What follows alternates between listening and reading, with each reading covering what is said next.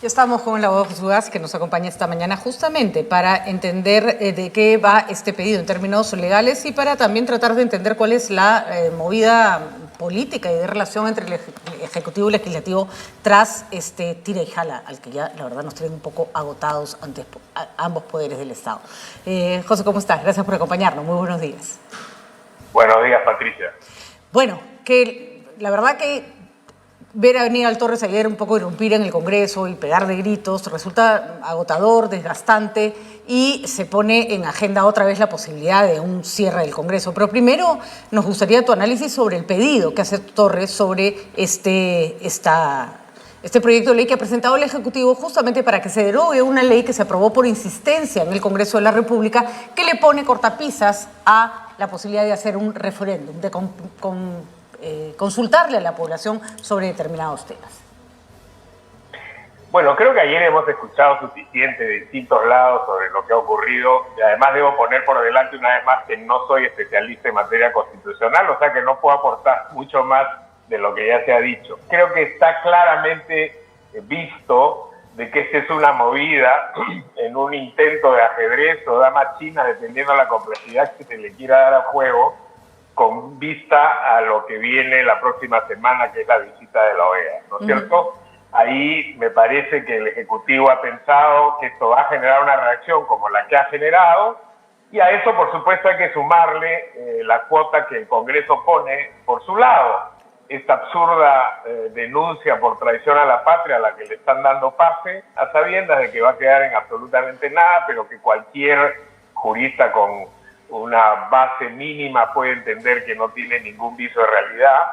Y en segundo lugar, esta denegación ayer también del viaje a México, que se suma a otras en las que la representación del Perú queda mal finalmente, más allá de los líos internos que pueda haber. Entonces creo que, como han señalado algunos especialistas el día de ayer, el pedido de Torres no tiene ninguna posibilidad técnica de ser admitido. Por lo tanto, es una movida política con miras a la semana que viene a la visita de la OEA, pero ya Torres a su vez ha señalado que cualquier decisión del Congreso, sea no admitir, inaplicar, postergar, etcétera, lo va a tomar como un rehusamiento y considerará una primera denegación de confianza, con lo cual habilita la segunda para una posible disolución del Congreso, que no sabemos realmente si la quieren dar o no, porque eso traería ya un escenario en el que el propio Ejecutivo se pondría en una situación difícil. Yo creo que en este contexto realmente hay que concentrar esfuerzos, a pesar de todo el ruido y los fuegos artificiales, en propuestas serias. La de la Coalición Ciudadana me parece lo más serio que hay en este momento sobre la mesa. Hay ahí 7 propuestas muy claras de reforma y un pedido que creo que es un clamor nacional. Elecciones adelantadas, que dejen de hacernos perder el tiempo y distraernos con este tipo de shows que tienen más un corte frívolo y mediático, para que se concentren en los temas de fondo, que son los que podrían sacarnos de este entrampamiento. Es inadmisible, José, y toco el tema porque sé que también es de tu interés, que mientras el presidente del Consejo de Ministros se enfrasca en esta discusión inútil, que además la gente ni entiende ni le interesa, básicamente, porque ya a las personas no les interesa lo que pasa en el Congreso, y no es apatía, no es que son antipatriotas, no, es que tienen que velar por su día a día porque nadie vela por ellos. Y tenemos otra vez un caso en Chiclayo de una niña ultrajada de 2 años, José, 2 años. ¿Por quién? Por el tío, en una reunión familiar. Entonces uno dice, ¿dónde estamos? ¿Dónde nos hemos parado? ¿No? ¿Qué clase de aislamiento se ha dado entre la política y el quehacer ciudadano? Eso es absolutamente nefasto, porque lo que se puede venir después de eso, José, ya lo conocemos. O sea, ya sabemos qué pasa cuando los políticos se miran el ombligo. La gente le vota a cualquier populista, autoritario que te diga, bueno, ya, yo sí llego a ocuparme de ti, a poner orden, ¿no? ¿Qué se ha avanzado durante este año y meses de este gobierno en materia de política de prevención de delitos contra niñas, niños, adolescentes y mujeres? Absolutamente nada. Igual como ahora nos quieren distraer con esta supuesta cuestión de confianza, lo hicieron en su momento con la castración química, retomando la propuesta de sus ideas de hace 2 décadas. Y después, por supuesto, la populista medida de decir pena de muerte, nos vamos a salir de la Convención Americana, etcétera, etcétera. Pero los problemas se siguen sucediendo. Ayer han detenido al agresor de una señora mexicana que vino y ha sido descuartizada, y otra vez todos los días tenemos que ver feminicidios y asesinatos de mujeres, ahora este horroroso caso de esta niña que tú estás comentando. Y esa es la consecuencia de no querer enfrentar el tema cuando dicen no queremos hablar de ideología de género, cada familia que se encargue. Acá hay un problema, por un lado, de salud mental, en un sector importante de la población que está totalmente desatendido mientras tenemos un presidente que uno tras otro va poniendo gente no calificada para desarrollar políticas de salud. Además, ¿qué política de salud se puede generar con 5 ministros en un año y meses? Es imposible. Por otro lado, cuando se quiere soslayar la política de género, no hay educación sexual, hay reforzamiento de roles machistas, desprecio por la mujer, etcétera, etcétera. Entonces, esta ausencia de políticas de fondo, lamentablemente, se distraen más aún con este tipo de actitudes irresponsables como la que estamos viviendo de ambos lados, porque yo creo que esto es tanto imputable al Ejecutivo como al Congreso, que lamentablemente tampoco está a la altura de la sociedad. Ese punto quería tocar contigo, José, porque me parece fundamental. Tenemos esta iniciativa. A mí, cuando he escuchado ayer como 20 veces gente que me preguntaba, ¿van a cerrar el Congreso? Yo diría, sería la peor movida de Castillo. Tiene el Congreso hecho a la medida de sus intereses. ¿Qué probabilidades hay de que se vaya a una elección para un nuevo Congreso y no le llegue un Congreso profundamente opositor? Porque una cosa es que la gente no salga a marchar, pero dale la posibilidad de votar y va a decir, ya sabes qué, señor, esto estuvo bueno, voy a votar por alguien que te saque. Esa posibilidad hoy no existe. Yo ya no creo que sean torpezas, que es un legislativo torpe. No, yo estoy segura que la acusación por traición a la patria, el no dejar que viaje a Chile, son movidas de fuegos artificiales, pero en el fondo, José, no lo van a sacar, no les interesa. Bueno, Guerra García ha dicho explícitamente, nosotros no nos vamos a ir. Así como Castillo dice, yo no voy a renunciar, los congresistas dicen, nosotros no nos vamos a ir, no es nuestra culpa, aquí el problema es el Ejecutivo.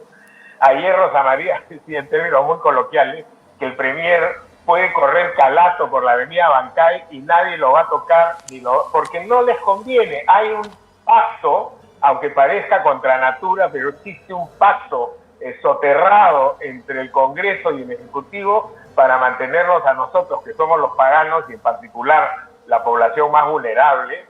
Y hacías tú bien en señalar que hay problemas. ¿Qué va a pasar el próximo año con el precio de los alimentos?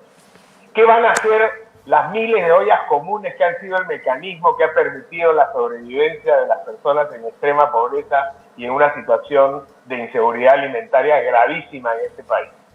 Si es que ni siquiera estamos en condiciones de poder comprar hasta la fecha los fertilizantes que puedan asegurar la campaña. Entonces, lo que se viene va a ser muy grave si es que no nos ponemos serios o se ponen serios estos señores y señoras y empiezan a buscar salidas de fondo a los problemas. E insisto, lo único que veo serio sobre la mesa, independientemente de lo que vaya a pasar con la OEA, es lo que este sector bastante amplio y plural de la sociedad está planteando desde este grupo que se ha formado denominado Condición Ciudadana. No, y jalen la pita hasta un momento que la gente se va a hartar, ¿no? Pero claramente este es un presidente que no se quiere ir frente a otro Congreso, que no se quiere ir, y acá van a hacer una cuestión de suma cero y nadie se va a ir a ninguna parte. Son funcionales para sus intereses mezquinos. Y yo estoy segura, mira, apostaría que si los votos del fujimorismo o de cualquier otra agrupación política fueran dirimentes, José, en vacar a Castillo, no votan por la vacancia. Es muy fácil votar en contra y consistentemente cuando sabes que vas a perder. Ahí puede ser todo lo digno, ¿no? Si sabes que tu voto no va a generar justamente lo que no quieres que pase, sí, te puedes hacer llenar de discursos. Pero estoy segura que si los pones en el límite de con tu voto se va, probablemente se vayan al baño, se enfermen, ¿no? Y mientras tanto, Patricia, y quiero ser reiterativo en esto porque es un tema que me toca muy de cerca, mientras todo este circo se desarrolla, a la interna hay un congresista de apellido Díaz que ha violado a una funcionaria del Congreso en un local del Congreso de la República y ese señor hasta el día de hoy no es desaforado, sigue siendo congresista de la República y nadie dice absolutamente nada. Es decir, este contraste entre la realidad brutal que tenemos que enfrentar todas las mañanas cuando abrimos los periódicos o prendemos la radio o vemos programas como este, con esta situación absolutamente distractiva, realmente tiene ribetes de esquizofrenia.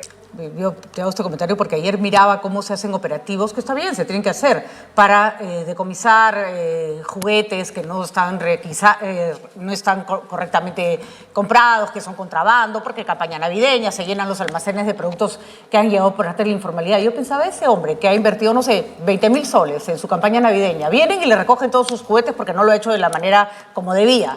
Y yo pensaba, esta persona pensará, ya, pero el que está en Palacio sí puede robar, el que está en el Congreso sí puede robar, y a ellos no les pasa nada, pero a mí vienen y me arranchan mi juguete y me quedo sin comer todo el año.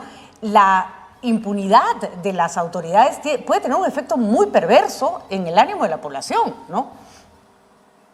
Absolutamente, y quiero vincularlo a un tema que también has mencionado en la introducción. Felizmente, muy poco, pero hay algo que rescatar ahí. Hace ya más de 1 año y medio se terminó un informe por parte del congresista de Belaunde sobre el tema del sodalicio. ¿Y qué hizo el Congreso de la República? Lo fondeó. Lo encarpetó. Porque tenía que ver con un grupo de poder de facto, que es esta organización llamada Sodalicio y Vida Cristiana, y si no fuera por la congresista Susel Paredes, que tomó el reto personal de sacar esto de los sótanos del Congreso y ponerlo nuevamente en vigencia, una vez más hubiéramos tenido un gravísimo caso de impunidad con centenares, si no miles de víctimas cuyas vidas han sido destruidas por parte de esta organización criminal con un ropaje religioso. Entonces, esta contradicción permanente entre los temas urgentes e importantes del país y, por otro lado, esta parafernalia de circunstancias totalmente intrascendentes, diría yo, en la que están embarcados nuestros políticos es muy penoso. No, y lo único que han hecho con respecto a los derechos entre comillas, de las mujeres, los niños, etcétera, esta semana en el Congreso, la semana pasada, ha sido rechazar por 20ª vez la posibilidad de un aborto por violación y poner en agenda una ley sobre los derechos del niño no nacido, que siempre son superiores a las del niño nacido, las de la mujer caminante. Es decir, yo sé que es una discusión compleja, pero si esas son las prioridades, estamos fregados, estamos realmente fregados. Ahora, me gustaría ahondar en ese tema, José, en el que acabas de tocar, porque sí, la Iglesia tampoco es una institución monolítica. Creo que tú, como yo, somos personas que tenemos respeto por las instituciones, que probablemente vivimos nuestra religión dentro de determinadas formas y rechazamos otras, ¿no? Uno tiene que estar de acuerdo 100% para tener una posición al respecto. Pero es curioso cómo desde la cabeza de la Iglesia tenemos al Papa Francisco, que es capaz de reunirse con Paolo Ugaz, de ir a preguntarle a las personas afectadas directamente qué fue lo que pasó, y sin embargo en países como el nuestro se insiste en la protección, ¿no es cierto?, en el secretismo, cuando sabemos que la mejor forma de que se limpie una institución es diciendo, ojo, no somos todos, son estos sujetos a los que hay que castigar. Y otra vez marcado por una diferencia ideológica. ¿Hasta dónde las diferencias ideológicas van a ser más importantes que los derechos humanos, que los principios que rigen a una sociedad? ¿Con qué moral sale un grupo a gritar con mis hijos no te metas si van a proteger a un cura que se metió con los hijos de alguien más? Bueno, en primer lugar hay que decir que hay vientos de renovación en la Iglesia Católica. Tiene sus tiempos, ciertamente. Yo entiendo también a la gente que dice por qué demora tanto. Bueno, es una institución inmensa, milenaria y muy compleja. Así es, de 2000 años. Yo creo que ¿no? Sí, el hecho de que se haya nombrado a Monseñor Castillo, que esté Monseñor Barreto, que esté Guillermo Elías como obispo auxiliar, Monseñor Guillermo Elías como obispo auxiliar, creo que le dan un rostro totalmente distinto a una iglesia que estuvo de alguna manera vinculada a la jerarquía del Opus Dei por muchos años. Y la propia presencia del Papa, que ha tenido un gesto muy relevante de llamar a una de las víctimas de Chile de abuso sexual de la iglesia chilena y considerarlo uno de sus asesores principales en esta materia. El hecho de que Paolo Ugaz haya podido reunir con el Papa y explicarle de primera mano cómo está siendo acosada y qué problemas tiene el sodalicio aquí en el Perú, creo que es un elemento central. Pero no hay que perder de vista que cosas como las que han ocurrido en el Congreso, con el ocultamiento del informe de Belaunde tiene que ver, además, por supuesto, de superficiales y falsas posiciones ideológicas, diría yo, tiene que ver con poder. El Coalition Cristiano Vitae es un grupo de poder económico, es un grupo de poder político y ha aspirado desde sus orígenes, con Figari y la emulación de ideologías fascistas, cantos fascistas, etcétera, la llegada al poder por distintos medios, y ciertamente lo lograron. Ellos tienen un contingente de congresistas y personas que los apoyan y buscan precisamente bloquear, y de esto puede dar testimonio seguramente el ex congresista de Belaunde y la propia Susel, de cómo han habido una serie de movidas para impedir que esto salga. Entonces, hay que tener claro que estamos frente a un grupo que hoy está siendo investigado penalmente ante la Fiscalía, donde hay ya decenas de testimonios que dan cuenta de cómo jóvenes, adolescentes y en algunos casos niños han sido violentados sexual, física y psicológicamente, y que estamos a la espera de que el Ministerio Público decida avanzar a la siguiente etapa, que es la de investigación preparatoria. Solamente terminar la investigación preliminar nos ha tomado 6 años, y 6 años porque han habido interferencias directas del sodalicio y sus abogados en el Ministerio Público a través de una serie de presiones que lograron en su momento archivamientos que ha sido muy difícil revertir, pero felizmente también nos hemos encontrado en el camino, y hay que resaltar las buenas noticias con un fiscal superior y un fiscal de crimen organizado que han decidido impulsar esta investigación, ojalá hasta el final.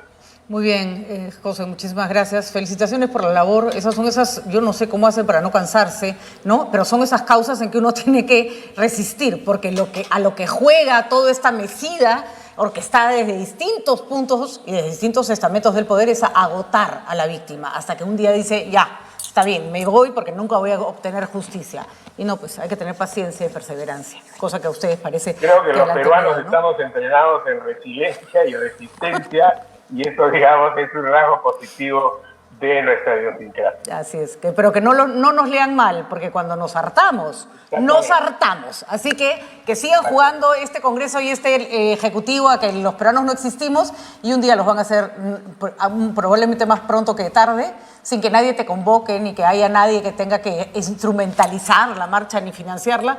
Algún día van a escuchar lo que es un grito en la calle. Gracias, José, por tu atención. Vamos a estar atentos al caso Solís. Que tengas buenos días y buen fin de semana.